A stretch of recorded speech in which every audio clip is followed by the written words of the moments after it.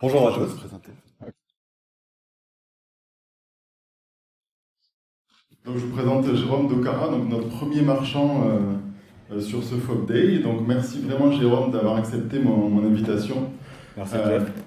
c'est sa première présentation, donc je vous demanderai vraiment de l'applaudir très très très très fort.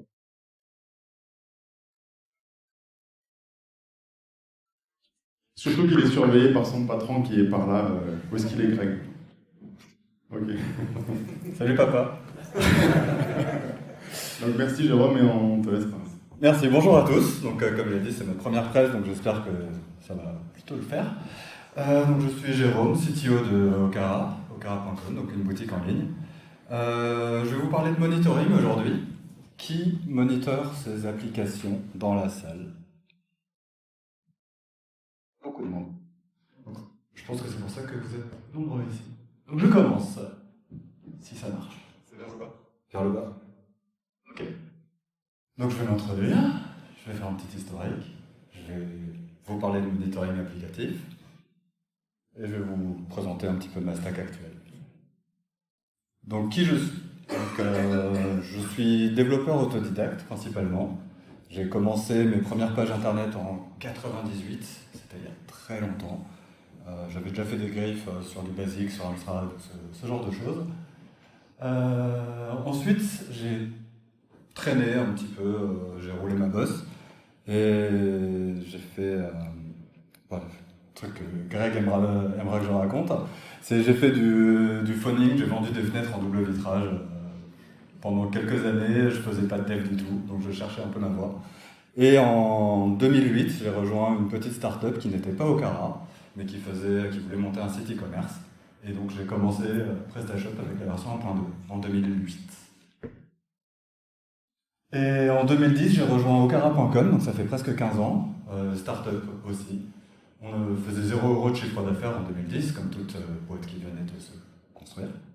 Et aujourd'hui, on fait plus de 20 millions de chiffres d'affaires par année, avec 630 000 visiteurs par mois et plus de 7 000 € de chiffre par jour. Ouais, non, 7 000 commandes par mois, désolé. Pour arriver à ça, donc comme je vous disais, j'étais un peu bricoleur. Et dès le début, on nous disait qu'une mauvaise expérience utilisateur ou un site un petit peu lent pouvait vraiment nuire à un site e-commerce.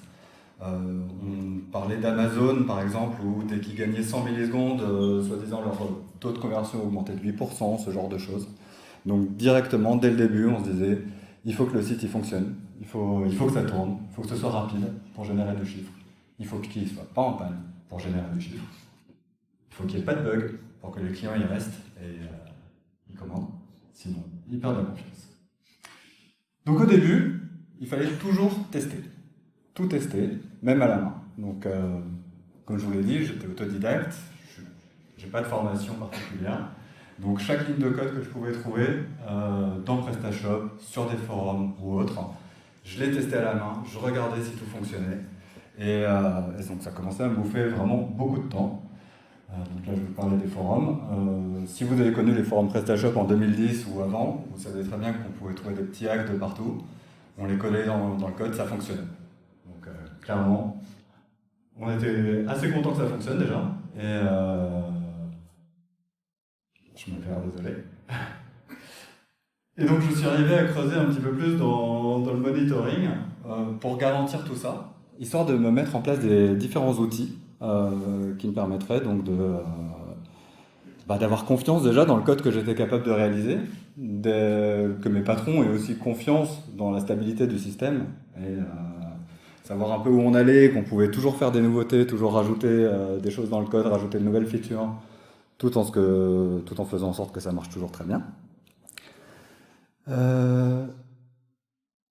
Et donc l'objectif de la présentation, c'est effectivement de vous donner envie un petit peu de faire pareil, d'être capable de grandir vous-même avec la qualité de votre code que vous fournissez à vos clients en tant qu'agence ou même à vos clients en tant que marchand, s'il y a des marchands dans la salle.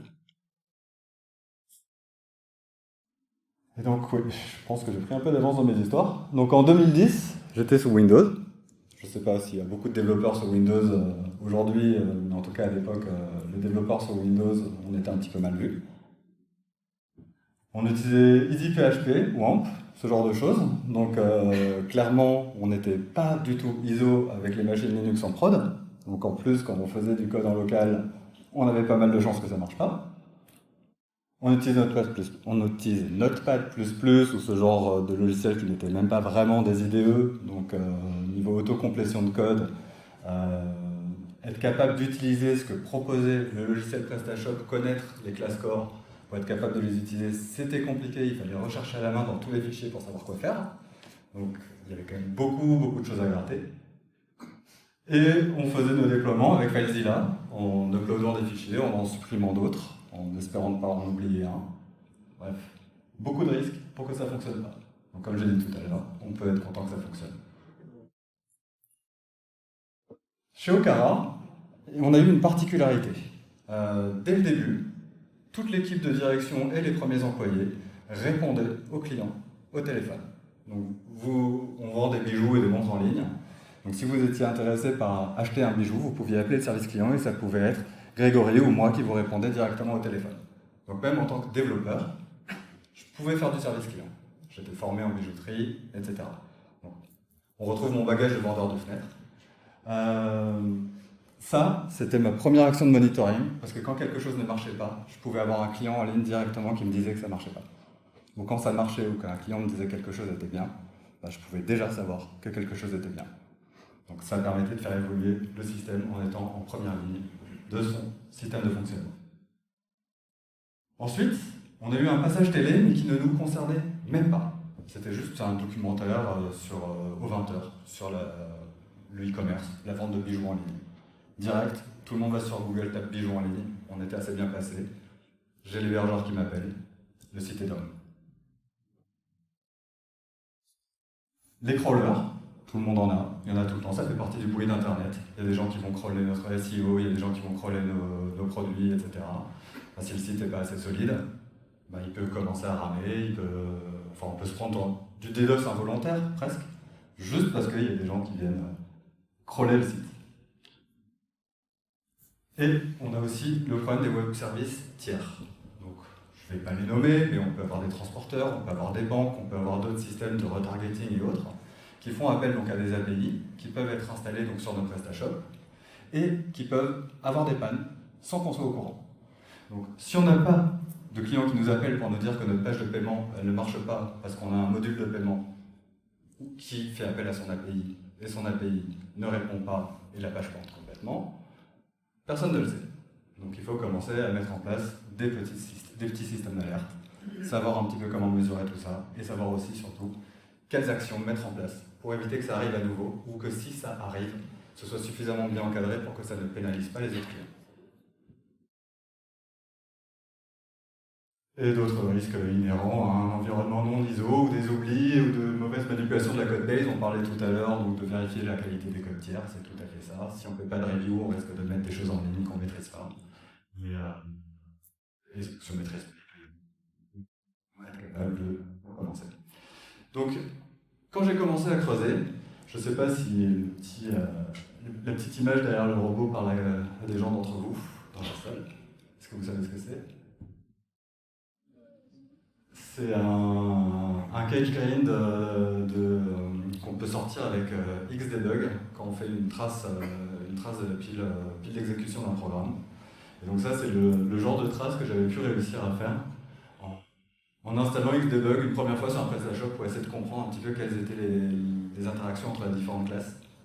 Et là, je me suis dit que c'était un peu compliqué. Donc il va falloir rentrer dedans pour être capable de savoir un petit peu comment ça marche et comment être capable de régler différents problèmes. Donc, reproduire en local un bug, tout le monde sait ici que c'est assez compliqué, parce que souvent on a quelqu'un qui nous dit « ça n'a pas marché ». Pourquoi ça n'a pas marché? Est-ce que tu étais connecté? Est-ce que tu avais un produit spécifique dans ton panier? Est-ce que tu as fait back, forward, ajout, supprimer? Enfin, voilà. On n'a pas de contexte, on ne sait pas vraiment ce qui s'est passé. Donc, très difficile de reproduire en local un bug quand la personne en face n'est pas capable de nous l'expliquer. On va demander à notre hébergeur de nous aider. Quand on n'y connaît pas grand-chose, on va essayer de voir un petit peu avec lui. Qu'est-ce qui s'est passé? Le site s'est ralenti, on a eu un emballement. L'hébergeur il va me donner des graphes de bande passante, ce genre de choses. Et on ne va pas être capable d'en faire grand-chose, surtout pour reproduire un bug et savoir ce qui s'est passé. Le profilage, donc je venais d'en parler à propos de l'image de derrière, donc on va commencer à essayer de profiler des choses, mais on n'y arrive pas parce que l'événement est passé. L'événement est passé, on n'arrive pas à savoir ce qui s'est passé et le reproduire. Oups. Donc, comprendre ce qui est déclenché par tel ou tel processus, qu'est-ce qui a consommé quoi, et selon quel contexte, il nous faut ces datas-là. Et c'est pour ça qu'il y avait donc cette image derrière, ce catch grind, ça permet de savoir un petit peu qu'est-ce qui a été exécuté quand, et comment ça s'est produit, et comment on va pouvoir rentrer dans le code pour corriger quelque chose que personne n'a peut-être jamais corrigé, parce que personne n'avait analysé cette pile-là à ce moment-là. Donc le monitoring applicatif, sujet de la conférence, besoin de comprendre pour mieux agir. Besoin d'encadrer les problèmes pour les résoudre de façon pérenne. Je viens de vous en parler. Avec pour objectif, donc un site qui fonctionne, et, qui n'a pas d'erreur critique, qui ne va pas empêcher un client de passer commande, qui tourne, quoi. Et aussi, ça c'est un petit peu mon credo, ne pas avoir à intervenir en astreinte pour une bêtise. Parce que j'ai pas envie de bosser le vendredi soir, j'ai pas envie de bosser le dimanche parce que j'ai oublié une accolade dans une ligne de code. Ou j'ai pas envie de bosser le dimanche parce qu'il y a une erreur bête sur une API d'un service tiers qui répond pas et qui fait planter ma page de paiement. Donc, très important. On remonte en 2012. Donc le premier outil que j'avais trouvé, c'était Internet Vista. Je sais pas si ça parle à quelqu'un dans la salle. C'était un outil de scénario qui permettait de tester si la homepage s'affichait, si la catégorie s'affichait, si le produit s'affichait, si on pouvait l'ajouter au panier, si le panier s'affichait, et si on pouvait accéder au tunnel de commande. C'était des scénarios tout bêtes, mais c'était joué plusieurs fois par heure, tout le temps, pour savoir que tout fonctionne bien, tout le temps. C'était assez austère, hein. Mais c'était déjà pas mal. Ensuite, en 2012, j'ai mon hébergeur qui m'a parlé de New Relic. Est-ce qu'il y a des utilisateurs de New Relic dans la salle? Il n'y a pas beaucoup de... Ah, quand même. Donc New Relic, plutôt sympa. Ça m'a permis de voir le nombre de processus en temps réel du site. Donc c'est pas le trafic, c'est vraiment le nombre de requêtes appelées. Donc ça me permettait de savoir quand j'avais des pics, quand j'avais des choses qui arrivaient. Le temps de réponse des pages, donc ça m'a permis déjà de classer mes pages pour savoir lesquelles répondaient le plus lentement, pour pouvoir peut-être les optimiser, pour me rendre compte que j'avais des catégories qui étaient flinguées par rapport à d'autres, et pouvoir ensuite savoir pourquoi en analysant la base de données de mes catégories. Tiens, c'est une catégorie où j'ai beaucoup de prix spécifiques, c'était les soldes. Effectivement, ça commence à me permettre de rentrer dans les histoires. Et New Relic a aussi été le premier à me remonter mes erreurs PHP en dehors de fichiers error log de PHP. Parce que le fichier error log PHP, je ne sais pas qui l'utilise ici, mais c'est assez pénible. Donc, à partir de ça, on commence à améliorer l'application, on commence à améliorer PrestaShop. Malheureusement, pour PrestaShop, nous, on est marchand, on n'a pas fait un fork, on a commencé en 2010 avec un PrestaShop qu'on a installé de côté. Donc toutes les améliorations qu'on a pu faire étaient déjà tellement custom qu'on n'a pas pu les soumettre au projet PrestaShop, désolé. Mais j'ai quand même fait une ou deux. Et surtout, le contexte. C'est-à-dire que dans New Relic, j'avais des erreurs PHP, je voyais quels étaient les paramètres get qui étaient envoyés. Je voyais parfois le contenu de certains posts, j'avais certaines informations. J'étais capable de reproduire en local des erreurs présentées là, qu'aucun client, qu'aucun utilisateur n'était capable de me présenter en live. Et ça a permis de corriger pas mal de choses. Alors, pourquoi j'ai mis Batman? Oui, parce que j'avais des suggestions. C'est-à-dire que New Relic m'a alerté de certaines choses. Donc, New Relic m'a aussi fait des suggestions. Me dire, tiens, cette requête, avec un explain, elle serait mieux. Pourquoi pas, on va commencer à regarder comment optimiser les jeux. Mes pages les plus lentes, voilà, je vais commencer à travailler celle-ci en première. Des pics de trafic anormaux, justement, un fameux crawler ou une période où il se passe beaucoup de choses, c'est pas normal. Ça peut peut-être être quelqu'un qui essaie de nous attaquer.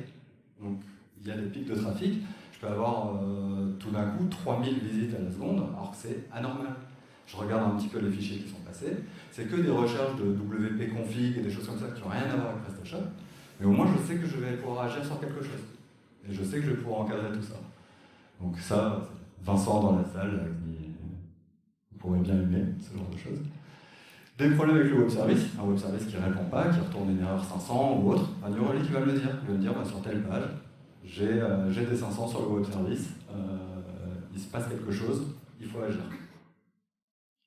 Et des erreurs silencieuses, un Ajax qui répond pas le JSON qu'il va donner, une autre requête avec dans le code un arrobase quelque chose dans un code PHP qui va endormir l'erreur ou autre qui va déclencher une autre erreur derrière. Alors on va avoir une erreur qui va nous permettre de remonter, qui va se dire ah bah tiens, il y a ça qui a. Donc on a pu rentrer quelque part. Donc chaque alerte, quelque chose à découvrir, quelque chose à encadrer. Donc en fait ça fait beaucoup grandir en tant que surtout développeur autodidacte, mais je pense que même un développeur formé avec un diplôme d'ingénieur ou autre, il peut découvrir pas mal avec des cas pratiques sur un site en prod pour effectivement être capable de corriger quelque chose et surtout de produire du code qui ne fera pas les mêmes erreurs. Ça nous permet aussi d'alerter les tiers, parce que comme je vous ai parlé tout à l'heure de problèmes de web service avec des modules de paiement, des transporteurs et autres, on a été assez souvent les premiers à signaler par exemple à un transporteur que son web service, pour retourner par exemple les points relais, ben, il ne retournait pas les points relais comme il fallait. Il pouvait y avoir des erreurs, il pouvait y avoir des trous dans le retour où certains codes postaux n'étaient pas gérés. On appelle le support, et ils font ah bah oui, on n'avait pas de mémo, mais effectivement, il y avait bien un problème, on va ouvrir un ticket et on va corriger ça dans la foulée. La surveillance des crons aussi, nous on aime bien ça, on en a beaucoup. Quand il y a une erreur dans un cron, au moins on est au courant. Encadrement d'usage utilisateur. Alors ça, la petite blague, hein, c'est les utilisateurs qui vont mettre des points à la place des virgules, et le code a été fait pour utiliser des virgules. Si on n'a pas pensé à l'encadrer et qu'on a tous nos utilisateurs qui veulent mettre des points au lieu des virgules, on ne s'en rend pas compte quand on le teste parce qu'on n'y pense même pas. Mais le premier qui va mettre un point à la place d'une virgule, on aura une erreur et on corrige le code dans les 5 minutes.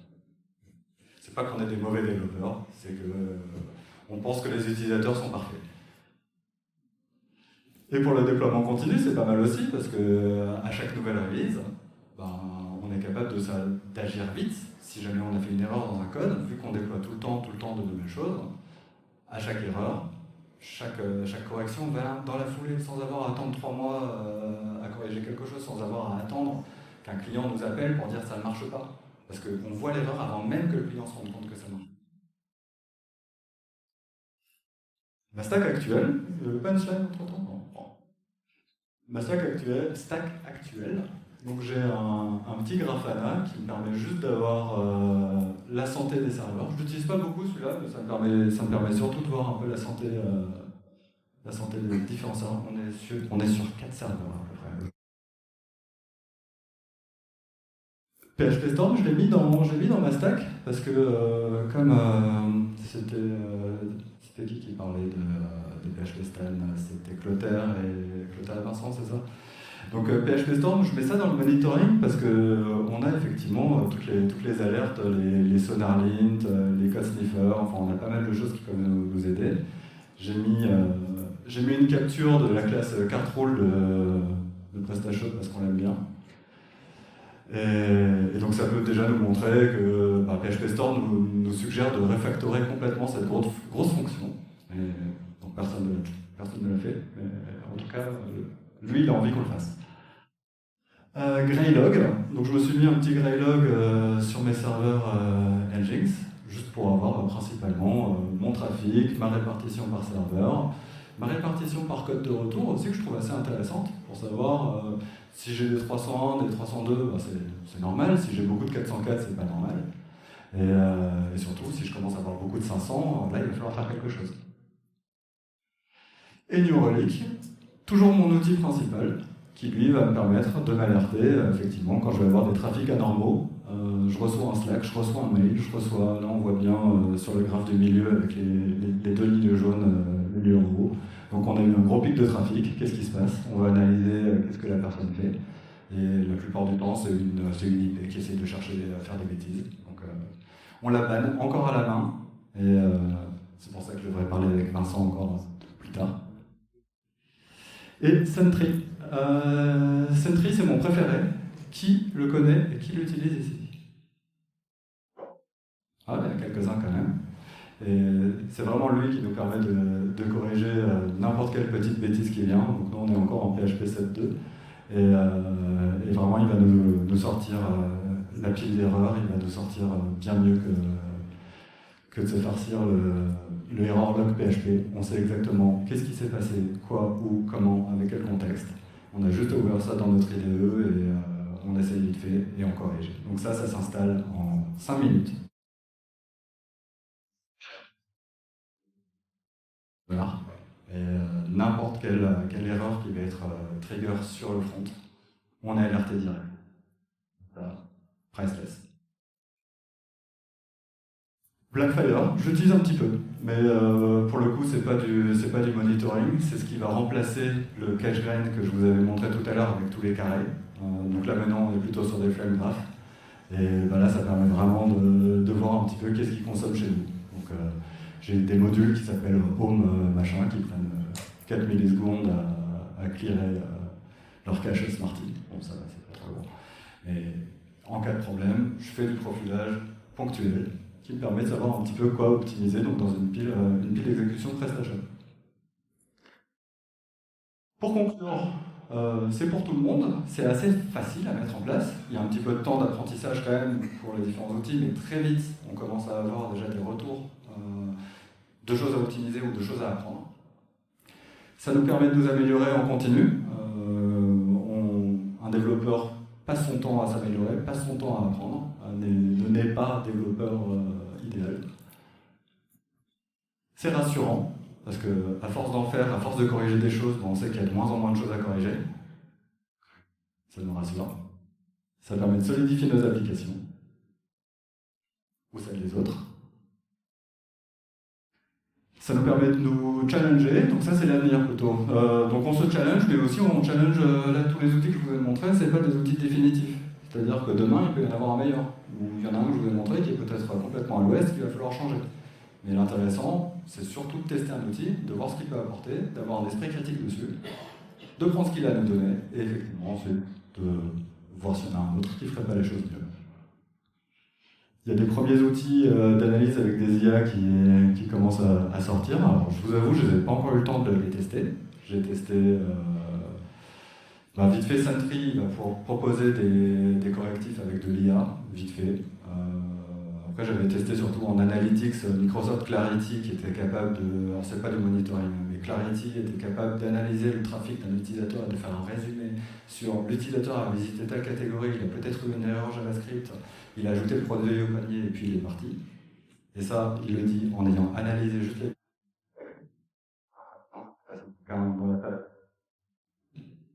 C'est impressionnant, non? Voilà, donc ça arrive, donc il va falloir surveiller un petit peu. Et si vous ne l'avez pas déjà en place, faites-le.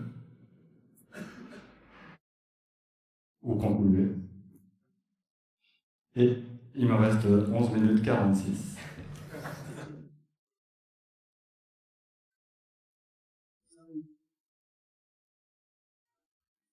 On va reprendre les questions, et pour la petite anecdote, chez Okara, le patron faisait du SAV, puisque dans mon alliance, j'ai acheté chez Okara, et c'est Grégory qui avait géré mon SAV, parce que je m'étais trompé de taille. Voilà.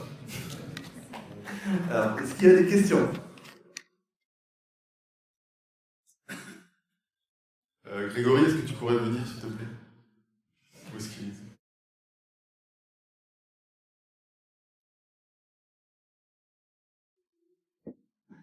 Comme il nous reste beaucoup de temps, on aimerait que tu t'exprimes un petit peu sur ce que fait Jérôme.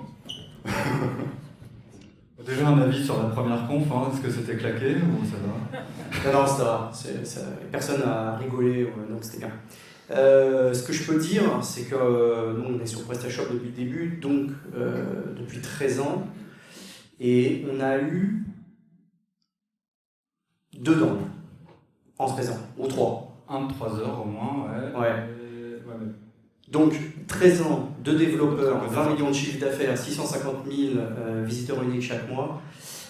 Merci, c'est pas mal. Oui, j'ai oublié de dire qu'on a que 2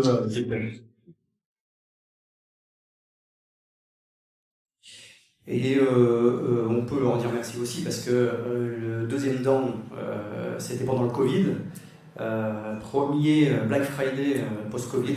Il faut imaginer, il faut se rappeler qu'il n'y avait aucun magasin d'ouvert, donc tous les gens commandaient en ligne. L'e-commerce a fait un bond incroyable, Okara a fait un bond incroyable, et le jour d'ouverture de Black Friday, on a eu notre premier gros down de 4 heures. Et là, c'est la team PrestaShop qui nous a dépanné directement. Donc ça aussi, on pourra les remercier au passage. Qu'est-ce que je peux vous dire d'autre? J'étais pas prévu de monter sur scène, donc là je vais blablater pour tenir 11 minutes. Non, forcément, moi je suis très content. Il y a un point que Jérôme disait, c'est le point, je vais appeler le point feignant, c'est-à-dire pas travailler le vendredi soir tard, pas travailler le samedi soir tard, pas travailler le dimanche. C'est important. Pour nous, c'est hyper important, marchand, de pouvoir compter sur cette stabilité. Une demi-heure de down, aujourd'hui, ça nous coûte cher. Quand on fait 20 millions l'année, ça nous coûte très cher. À nos débuts, on s'en fichait un peu, il n'y en avait pas dedans de toute façon. Donc ça allait bien, mais aujourd'hui, ça nous coûte très cher. Donc, pour certains e-commerçants, ce que fait Jérôme, ça pourrait être de la perte de temps. Par contre, pour nous, c'est, encore une fois, comme on n'a pas beaucoup de moyens, on compte beaucoup pour ne pas en perdre d'argent. J'aime bien dire qu'on est très héroïste, et c'est vrai. Et donc, on passe beaucoup de temps, enfin, Jérôme passe beaucoup de temps, parce que moi, j'y suis pour rien, à monitorer tout ce qui se fait, tout ce qu'on peut améliorer. Et ça, c'est hyper important dans un monde où on veut toujours plus, toujours aller plus vite. Et surtout, nous, dirigeants de cette boîte, on veut plus de fonctions tout de suite, maintenant. Et en fait, Jérôme a cette capacité aussi à nous temporiser. Ce que je disais l'année dernière, quand j'étais sur scène ici, c'est qu'on ne passe pas par des agences. On n'a pas ce frein de dire, tiens, il y a un budget, ça va te coûter 30K cette fonction. Comme on a des devs en interne, on a tendance, nous, dirigeants, à dire la fonction, le bouton, tu cliques ici, ça fait ça. C'est facile pour nous d'imaginer que c'est simple. Et c'est vrai que c'est difficile pour Jérôme et son équipe, petite équipe, de nous tempérer, de nous faire réfléchir sur tout ce qu'on fait, les fonctions qu'on fait. Et je pense que voilà, son ADN, c'est pour ça que j'aimais bien dire qu'il était vendeur de fenêtres avant. Moi, je trouve ça personnellement incroyable de passer de vendeur de fenêtres à CTO d'une boîte qui fait 20 millions. Mais ça lui est resté. Et on a fait ça pendant 8 ans, répondre au téléphone, nous y compris, tous les salariés d'ailleurs. Et je pense que c'est d'ailleurs une erreur d'avoir arrêté. Mais être au contact du client, c'était aussi un moyen pour Jérôme de dire ouais, c'est super tous vos projets là, mais en fait elles sont où les priorités? Est-ce que ça va servir au client ou pas? Et c'est dingue, parce que c'est moi qui devrais lui dire ça, et pourtant c'est lui qui me freinait sur les projets pour dire est-ce que c'est bien utile au client? Donc encore une fois, merci. Non, rien, et c'est pas utile.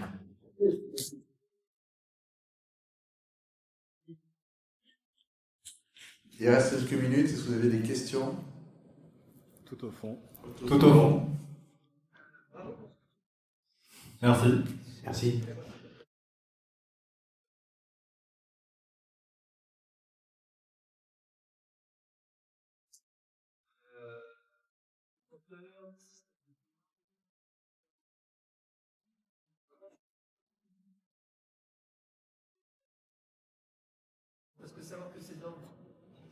Alors pour couper le service et rebalancer sur un autre, on aimerait bien le faire, mais il faudrait avoir un contrat sous le coude. On l'a pas forcément, mais on pourrait le faire.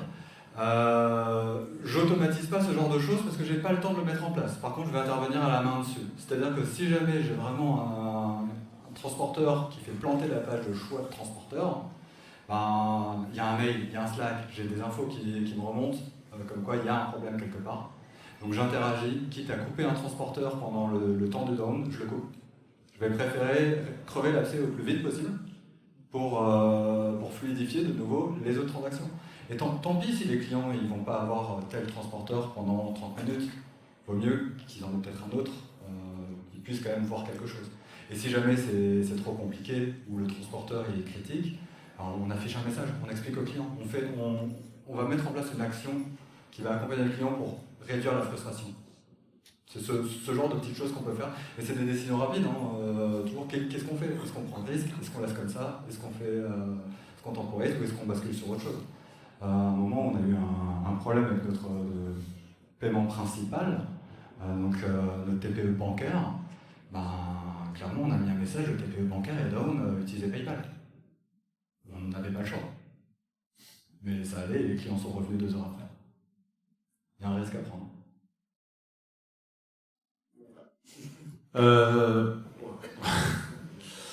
Bonjour. Est-ce que tu utilises un seul système de monitoring ou deux? Nous, par exemple, on en utilise 2 voire 3. Et on constate qu'en fait, avec les différents systèmes de monitoring, on n'a pas le même retour d'alerte. Par exemple, des fois, on a un système de monitoring qui nous dit que le serveur est down, d'autres ne nous dit rien. Il y a des faux positifs, des fois, parce que c'est des problèmes réseau, par rapport au serveur ou aux 2 serveurs du système de monitoring qui monitorent nos serveurs de notre côté. Est-ce que toi, tu as un retour d'expérience là-dessus? Est-ce que tu as mis en place plusieurs systèmes de monitoring? J'en utilise plusieurs. Tous ceux que j'ai montrés, je les utilise au quotidien. Donc pour moi, ils travaillent en synergie. Donc j'ai jamais eu le cas d'un monitoring qui va me dire ton site est down et l'autre il me dit tout va bien. C'est jamais arrivé. Par contre, je peux avoir des différences effectivement de métriques. Je peux avoir des petites différences d'alerting. Il y en a un qui va être plus sensible dans un truc plutôt qu'un autre. Mais moi, mon boulot, ça va être de faire de la synergie là-dedans. Ça va être d'essayer de faire la moyenne plutôt que de donner toute ma foi à un, essayer plutôt de répartir, d'équilibrer entre tous et d'agir si c'est nécessaire. Si vraiment ils sont tous dans le rouge, c'est vraiment qu'il y a un problème. Mais en gros, ouais, quand il y en a un qui va me dire le truc est down alors que quand je teste ça marche, que quand l'autre me dit que ça marche, je passe, je vais pas passer le temps dessus en fait. Je vais évaluer comme le disait Greg, on est une toute petite équipe, je suis aussi développeur, chef de projet, directeur technique, tout ça, donc je peux pas passer ma journée à faire du monitoring, je peux pas passer ma journée à régler ce genre de soucis. Donc parfois, effectivement, il y a des choses, on les met à la trappe. Et en fait, ça pose pas de problème. On peut compléter en disant aussi qu'avec notre volume de trafic et le fait que la boîte elle compte 60 salariés qui bossent sur PrestaShop, quand il y a un problème, on le sait tout de suite. Même au-delà du monitoring, on le sait dans la seconde. Il y a quelqu'un qui se lève, qui tape au bureau, qui dit voilà, ça marche plus. Donc ça, on le sait très vite.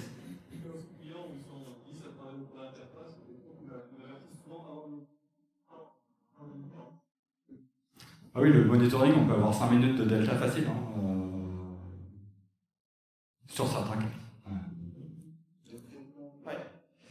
Petite question par rapport à ta stack technique pour le monitorer. Tu disais que tu voulais mettre en place un benchmark. Quelle fréquence tu prévois? Tu te dis que chaque année, tu veux challenger toute ta stack technique et si tu devais trouver, après, deuxième question, une alternative à New Relic, tu proposerais quoi?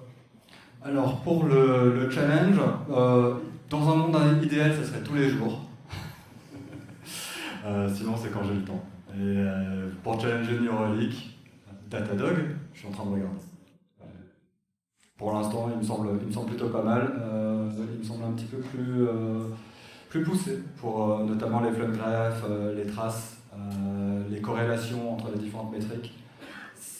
En ce moment, je suis en train de regarder ce que Datadog peut me proposer.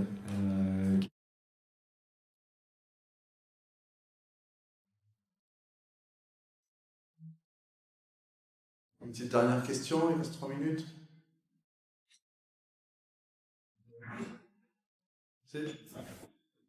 Le micro.